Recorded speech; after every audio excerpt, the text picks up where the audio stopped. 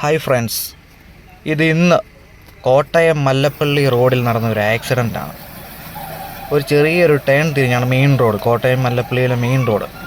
വണ്ടി കയ്യിൽ നിന്ന് പോയി ഒരു വീടിൻ്റെ മുറ്റത്തോട്ട്. ടൊയോട്ടയുടെ വണ്ടി ഏതാണെന്ന് തോന്നുന്നു, എനിക്കറിയില്ല. എന്തോ ആയിക്കോണ്ടേ, മഴയൊക്കെയാണ്, ഡ്രൈവിംഗ് വളരെ കെയർഫുള്ളായിട്ട് ചെയ്യുക. വേറൊന്നുമില്ല, വണ്ടി ബന്ധം തട്ടിയതൊന്നുമല്ല, വലിച്ചു വിട്ട് വന്നതാണ്. പുള്ളി എന്തോ ഷോപ്പിലെങ്ങാണ്ട് ജോലി ചെയ്യുന്ന ആളാണ്. വണ്ടി നല്ല സ്പീഡിലായിരുന്നു.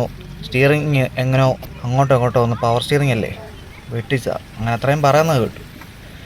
ഏതായാലും കുറച്ച് പോറലൊക്കെ പറ്റുള്ളൂ. പുള്ളിയുടെ ഫാമിലി ഉണ്ടായിരുന്നു, പുള്ളി ഹസ്ബൻഡും വൈഫും കുട്ടികളും കേട്ടോ. ഈ റോഡിൽ നിന്ന് അവിടെ നിന്ന് ഇങ്ങോട്ട് വന്നതാണ്, കോട്ടയത്തു നിന്ന് ഇങ്ങോട്ട് വന്ന വണ്ടിയാണ്.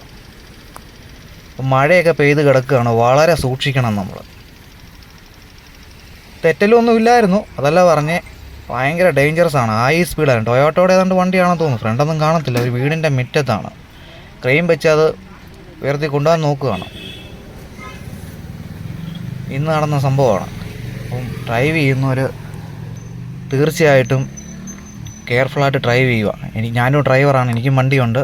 എല്ലാവരും എത്ര ഫെസിലിറ്റി ഉള്ള വണ്ടിയാണെങ്കിലും ഇതാ അവസ്ഥ.